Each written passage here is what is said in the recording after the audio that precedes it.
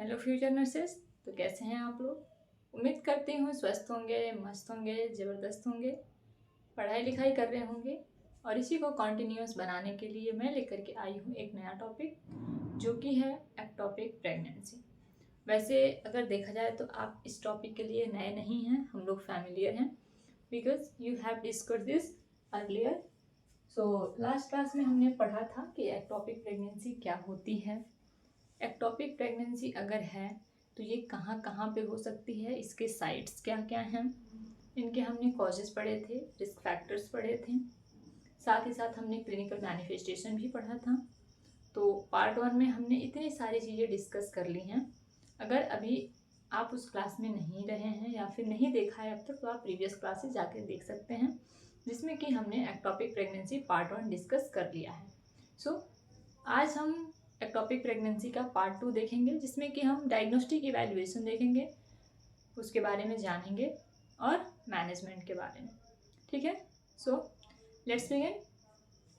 तो अगर अब तक हमने जो पढ़ा था एक बार फिर मैं रिव्यू कर देती हूँ कि जो एक्टोपिक प्रेगनेंसी है, तो एक्टोपिक प्रेगनेंसी का मतलब ये होता है कि जो फर्टिलाइज्ड एग है, तो फर्टिलाइज्ड एग का इम्प्लांटेशन यूट्रस से बाहर होता है। Implantation of fertilised egg apart from the uterus और apart from the uterine cavity.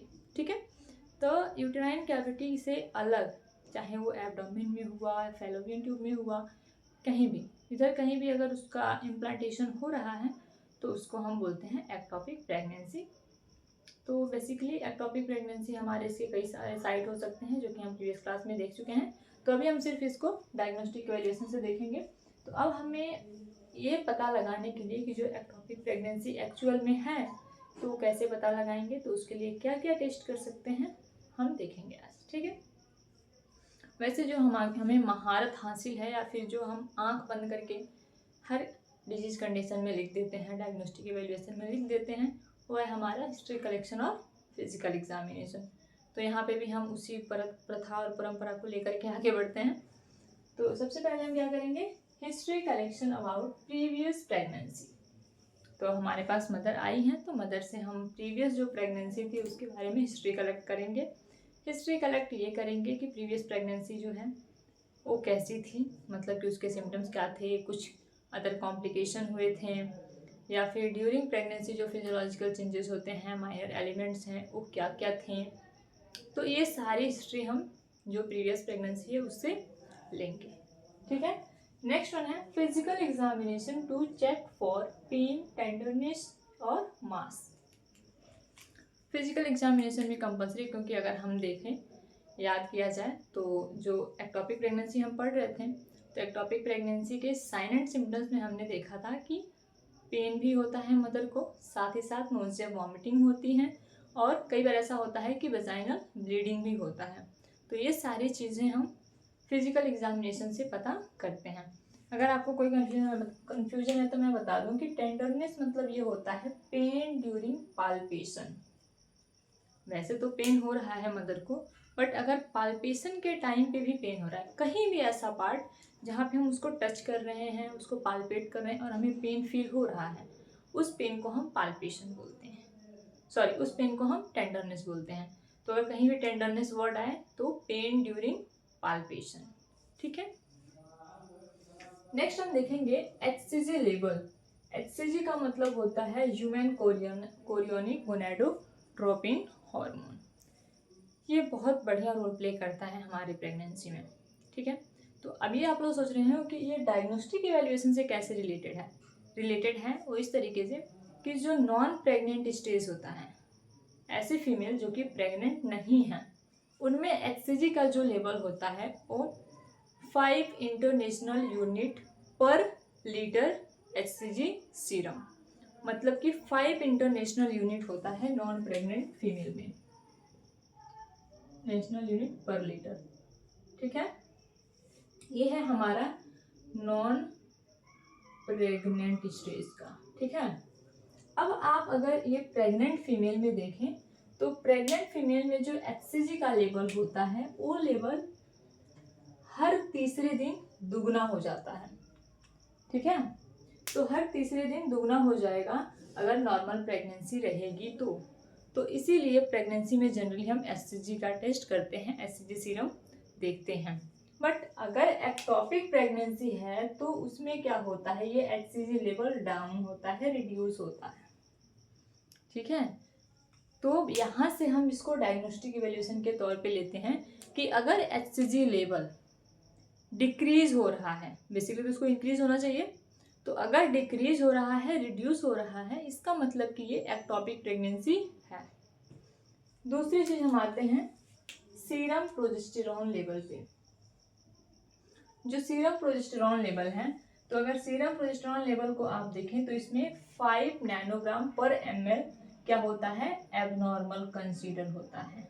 ठीक है, अगर 5 नैनोग्राम से कम है तो मतलब कि ये नॉर्मल प्रेगनेंसी नहीं है, और अगर मोर देन 25 नैनोग्राम पर ml है तो ये क्या होता है, associated with a normally developing pregnancy. तो आप दोनों चीज़ों में अगर देखें, बस इसमें यूनिट का फर्क है। तो जो हमारा प्रोजेस्टेरॉन लेवल है और एचसीजी लेवल है, तो ये दोनों क्या होगा, डिक्रीज होगा। अगर इनकी रीडिंग, इनकी मॉनिटरिंग करने के बाद से ये जो रिजल्ट आता है ये रिड्यूस हो रहा है अपने नॉर्मल लेवल से, यानी कि जो प्रेगनेंसी है वो एक्टोपिक प्रेगनेंसी है। अब ये सारी चीज़ें हमें पता कैसे चलेगी, ये तब होता है कि जब प्रेगनेंसी का जो टेस्ट है वो पॉजिटिव आता है।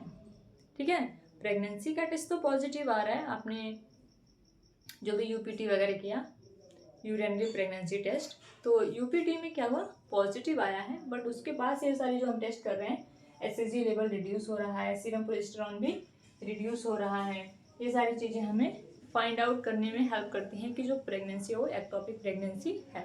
तो इसके हिसाब से on the basis of this test we can diagnose the ectopic pregnancy. Okay, next one है ट्रांसवेजाइनल यूएसजी।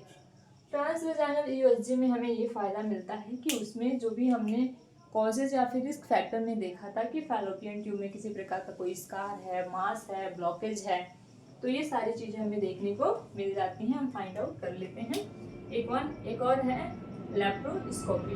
लैप्रोस्कोपी में भी अगर एब्नॉर्मल टिश्यू फॉर्मेशन है या फिर किसी भी प्रकार का कोई माल फॉर्मेशन है, तो ये सारी चीज़ें हम देख सकते हैं। तो ये है हमारा diagnostic evaluation of the ectopic pregnancy. So diagnostic evaluation हम क्या करेंगे, सबसे पहले हमें हिस्ट्री कलेक्ट करना है अबाउट प्रीवियस प्रेगनेंसी की जो भी हिस्ट्री है वो हम कलेक्ट करेंगे through the mother. Next one हम फिजिकल एग्जामिनेशन करेंगे। फिजिकल एग्जामिनेशन में हमें जो भी साइन एंड सिम्टम्स हैं उसके बारे में पता चलेगा, लाइक पेन, टेंडरनेस, मास, ये सारी चीज़ें, वजाइनल ब्लीडिंग। ठीक है, नेक्स्ट वन हम क्या करेंगे, एचसीजी लेवल करेंगे। एचसीजी लेवल अगर हम मॉनिटर करें तो क्या होगा, रिड्यूस होगा, जो कि नॉर्मल प्रेगनेंसी में हर तीसरे दिन वो डबल हो जाता है। नेक्स्ट वन हम प्रोजेस्टेरॉन लेवल देखेंगे, तो सीरम प्रोजेस्टेरॉन में क्या होगा, वो भी रिड्यूस होगा, कितना, 5 नैनोग्राम पर ml से अगर कम हो जाएगा इसका मतलब कि ये एबनॉर्मल प्रेगनेंसी है। नेक्स्ट वन हम करेंगे ट्रांसवेजाइनल अल्ट्रासोनोग्राफी। लास्ट वन क्या है, लैप्रोस्कोपी। तो ये सारे क्या है हमारे डायग्नोस्टिक इवैल्यूएशन किसके, एक्टोपिक प्रेगनेंसी के। इसके बाद हम आते हैं मैनेजमेंट पे।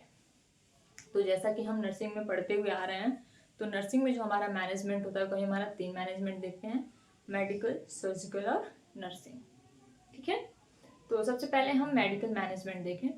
तो अगर आप मेडिकल मैनेजमेंट में देखें तो एक्टोपिक प्रेगनेंसी का ड्रग ऑफ चॉइस होता है मेथोट्रेक्सेट।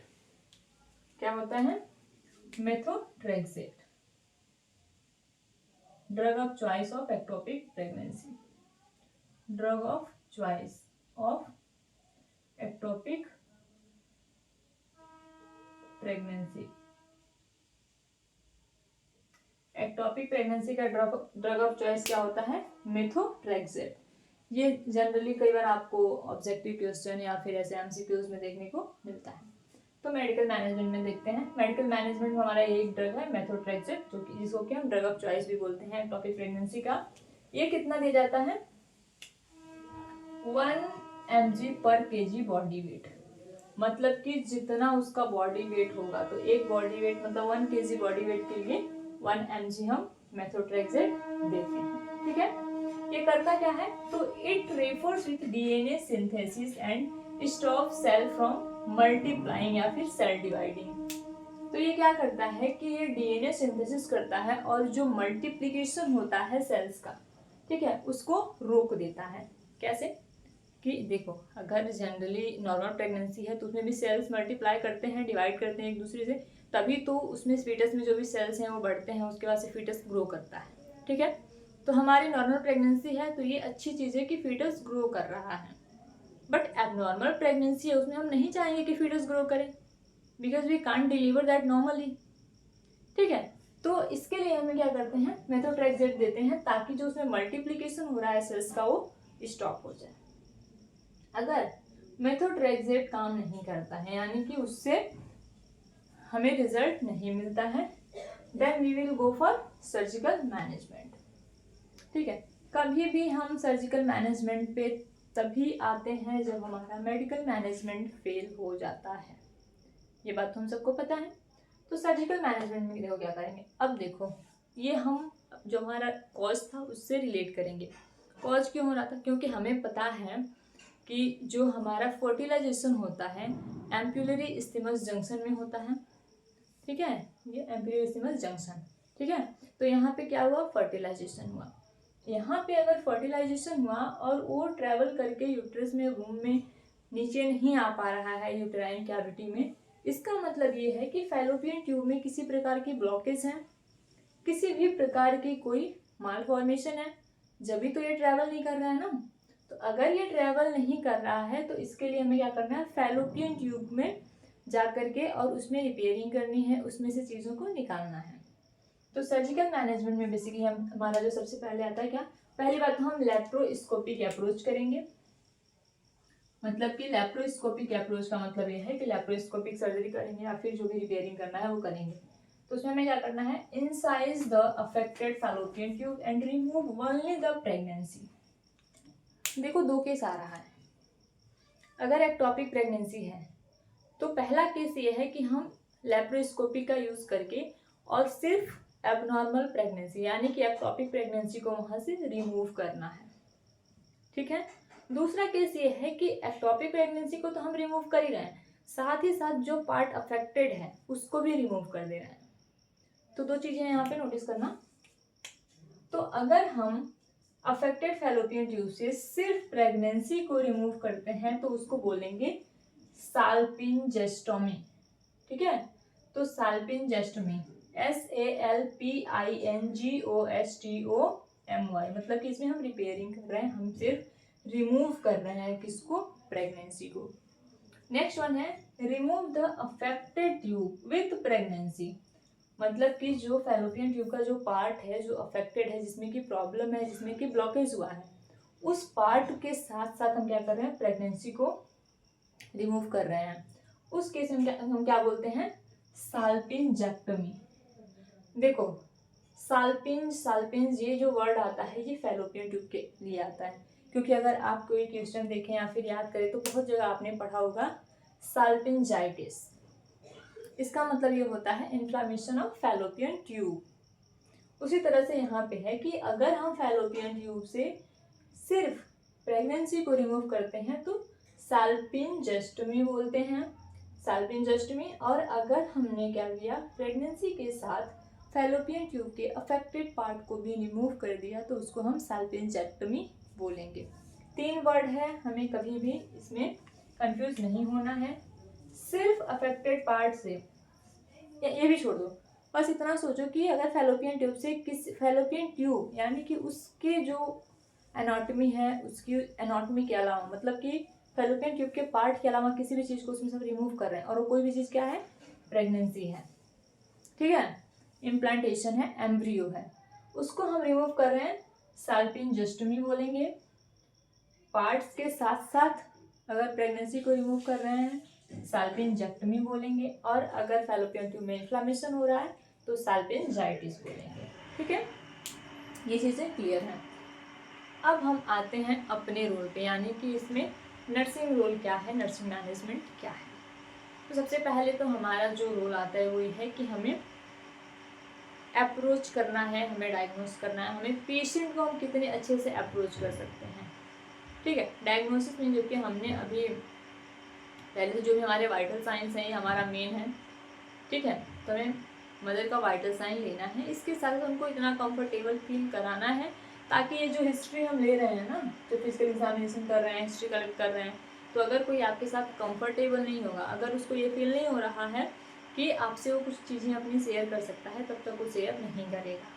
ठीक है, be professional but be confident. And इसके साथ आपको क्या करना है कि सबसे पहले उनके साथ IPR मेंटेन करना है, इंटरपर्सनल रिलेशनशिप, जो कि प्रोफेशनली होना चाहिए, पर्सनली नहीं होना चाहिए। ठीक है, पर्सनली मतलब कि अगर कई बार ऐसा देखा भी गया है, हम बैठते भी हैं तो वो लोग अपनी पर्सनल चीज़ें शेयर करने लगते हैं और हम भी क्या करते हैं, इंटरेस्ट दिखाते हैं। ठीक है, उसके बाद से आकर के अपने दोस्तों में बताते हैं, ये चीज़ें नहीं करनी है। बी प्रोफेशनल का मतलब ये होता है कि कॉन्फिडेंशियल होना चाहिए। ठीक है, आपका जो भी बिहेवियर है वो कॉन्फिडेंशियल हो, यानी कि जो पेशेंट जो भी चीज़ें आपसे शेयर कर रहा है वो कॉन्फिडेंशियल ही होगा। ठीक है, ये हमारे नर्सिंग एथिक्स हैं कि हम किसी भी पर्सन की कोई भी चीज़ें, कोई भी इंफॉर्मेशन लीक नहीं करते हैं। कई बार ऐसा होता है कि जब हम क्लिनिकल टाइम में होते हैं, हम ड्यूटी कर रहे होते हैं, हमें पता है कि वो रेड जोन है। ठीक है, या फिर अगर हमें उस वार्ड में जाना है, वो पेशेंट है, तो क्या है, यूनिवर्सल प्रिकॉशनरी है, यानी कि किसी भी प्रकार का कोई HIV positive, hepatitis B positive, ये सारी चीज़ें हैं, हमें पता है कि वो प्रिकॉशनरी एरिया है, वहाँ पे हमें रेड साइन देखने को मिल रहा है, ये अंडरस्टूड है। बट हमें क्या करना है, हम वो देखते हैं फिर जाके पूरे ग्रुप में बताएंगे। ऐसा नहीं कि हाँ भाई अपना प्रिकॉशन लेके जाना, यहाँ पे ऐसे जाना है, या फिर आपको जो भी प्रिकॉशन है, PPE किट है वो पहन के जाना है, मेंटेन करना है, ये चीज़ें नहीं। वो तो HIV पॉजिटिव, उसमें जाना ही मत। अगर कॉलेज की लाइफ याद करें तो यही चीज़ होती है कि उधर तो जाना ही मत, उस वार्ड में मत जाना, उसमें HIV पॉजिटिव पेशेंट है। और दूसरी चीज़ हमारे माइंड में क्या आता है कि अगर HIV पॉजिटिव है या फिर हेपेटाइटिस B पॉजिटिव है, अगर उसको किसी प्रकार का सिफिलिस है, तो हमारे दिमाग में यही आता है कि उसमें ज़रूर मल्टीपल पार्टनर्स होंगे, सेक्सुअली इंटरकोर्स की वजह से फैला होगा, यही सारी चीज़ें माइंड में आती हैं। But this is not true. अगर हम देखें, अगर हम अपना थोड़ा सा ब्रेन यूज़ करें तो हमें पता है कि ये सारी चीज़ें एग्जैक्टली कि हाँ ब्लड से फैलता है, बॉडी फ्लूइड से फैलता है, बट अगर आप कैसे जगह पे रह रहे हैं, क्या जॉब कर रहे हैं, आपका जॉब प्रोफेशन क्या है, इस पर भी डिपेंड कर रहा है। क्योंकि कई बार ऐसा होता है कि निडल प्रिक इंजरी हो जाती है हॉस्पिटल्स में। इसके अलावा कई बार ऐसा होता है कि इंजेक्टेबल ड्रग्स वगैरह यूज़ होता है, जो आजकल के यूथ कर रहे हैं, करते हैं। कई बार ऐसा होता है कि जो भी निडल्स हैं वो मल्टीपल यूज़ की वजह से, रीयूज़ करने की वजह से भी हो रहे हैं। तो इसमें सिर्फ एक चीज़ नहीं है। अगर आप ये देखें तो आजकल जो भी सैलून वगैरह हैं, तो सैलून वगैरह में अगर लोग जा रहे हैं तो वहाँ पे भी जो भी ब्लेड हैं, जो भी इंस्ट्रूमेंट यूज़ हो रहे हैं, वो एक दूसरे के कांटेक्ट से हैं। कई बार ऐसा होता है कि हाँ कट लग जाता है, फिर बार बार वही यूज़ करता है दूसरे कैंडिडेट पे, अपने दूसरे कस्टमर पे, तो ये सारी चीज़ें उसको फैलने के बहुत सारे केसेस हैं। यू नेवर नो कि उसके साथ क्या हुआ है। ठीक है, तो हमें कभी भी जजमेंटल नहीं होना है, बस ये है कि आप प्रिकॉशन लेकर के चलेंगे। थोड़ा ज़्यादा हो गया, हम कहीं और टॉपिक पे चले गए। नेक्स्ट हमारा जो नर्सिंग रोल ये है कि हम जो भी उससे डायग्नोसिस हो रहा है या फिर जो भी चीज़ें हमने उससे डायग्नोज किया है उसको रिकॉर्ड एंड रिपोर्ट करना है। मदर को साइकोलॉजिकल सपोर्ट देना है, उसको ये चीज़ बतानी है कि ये चीज़ें क्यूरेबल हैं, क्योर हो सकती हैं, उनको रेडी करना है ताकि इस प्रेगनेंसी को, जो भी प्रेगनेंसी है, इसको टर्मिनेट किया जा सके। क्योंकि हमें पता है कि एक्टोपिक प्रेगनेंसी को हम कभी भी डिलीवरी तक नहीं लेके जा सकते हैं। ठीक है, तो ये सारी चीज़ें करनी है। तो अभी हमारा एक्टोपिक प्रेगनेंसी खत्म हो गया। हाई रिस्क प्रेगनेंसी में हमने एक डिजीज कंडीशन कंप्लीट कर ली है। ठीक है, तो आज के लिए बस इतना ही। बाकी नेक्स्ट हाई रिस्क प्रेगनेंसी में कौन सी डिजीज कंडीशन चाहिए या आप इसको बता देना, अगर कोई आपके हिसाब से पहले पढ़ना हो तो। बाकी मैं तो 1 by 1 चलती रहूँगी। ठीक है, आज के लिए बस इतना ही। All the very best, thank you.